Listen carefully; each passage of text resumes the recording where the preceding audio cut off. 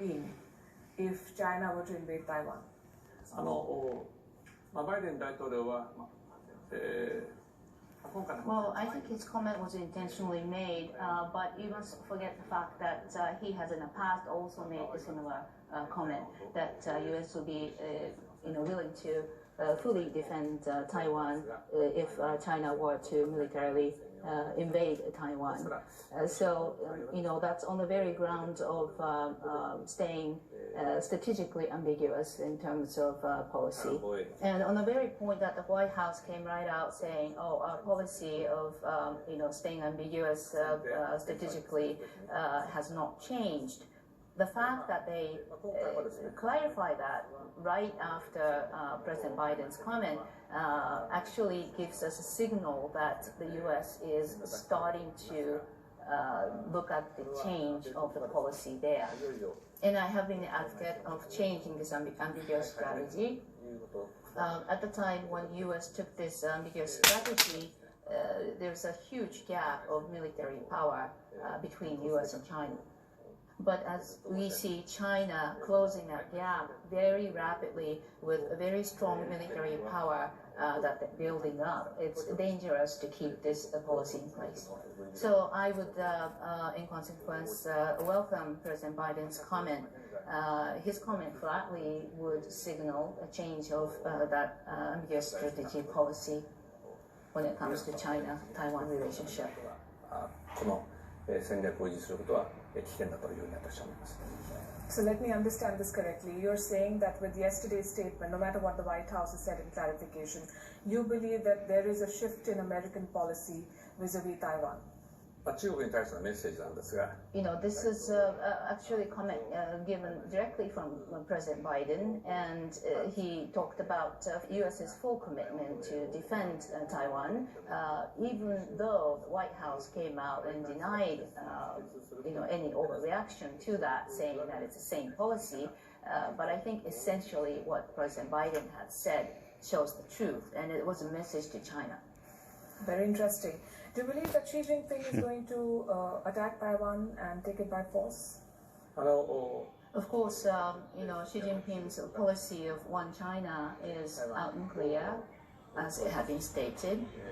And they have clearly shown that forceful action by force is one of the options that they might actually exercise. But if U.S. were to clearly be in a position to interfere with such action of military invasion by China, I think China would consequently have to give up the idea, because China certainly doesn't want to go into war with U.S. So what do you think the Chinese military is trying to do as they surround Taiwan, as they, satellite images have come out of them taking out certain targets? Do you think this is a pressure tactic? Do you think that the Chinese president is preparing to mount some sort of an invasion while the world remains distracted with Ukraine, with supply chain disruptions, with economic pressures? 中国にとってベストなのはですね。Well, what would be best scenario for China's perspective, of course, is for Taiwan to voluntarily become part of China, but such is not likely to occur. There are a couple of stories I can think of when it comes to how China would make happen one China story. For example, China could be on the very forefront of trying to have an influence over Taiwan as it makes Taiwan's situation unstable when it comes to political activities or economic activities. However, on that very point, I must not forget to mention that the current administration in Taiwan is a popular administration. There's quite a bit of stability when it comes to politics and economy. But, things might happen, and when that change comes, that would be a window of opportunity, I think, from the perspective of China.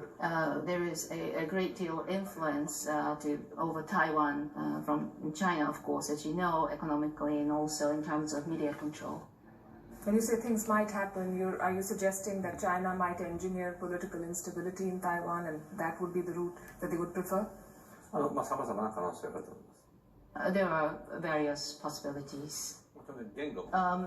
the fact that China and Taiwan speak the same language.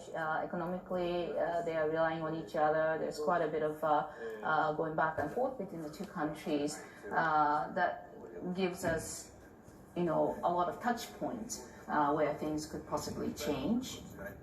And the situation is different from the Korean situation. Let's talk about your relationship with India and Prime Minister Modi. How do you describe it? Of course, we had to stop diplomatic visits during the COVID pandemic for 2 years, but you can see the historical visits that we've made back and forth.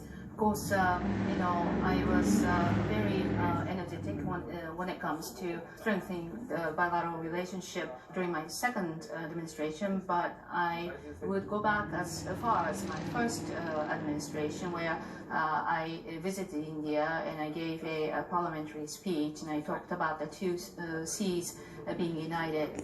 This became really the concept that led to Quad and economic collaborations that's after that we have elaborated on. I have always been saying that this bilateral relationship between Japan and India is the type of bilateral relationship that has the biggest potential of all. And we are actually starting to see all the fruit of the relationship. So I'm actually going to step up as the president of Japan, or Japan-Indo Association, taking the position of formally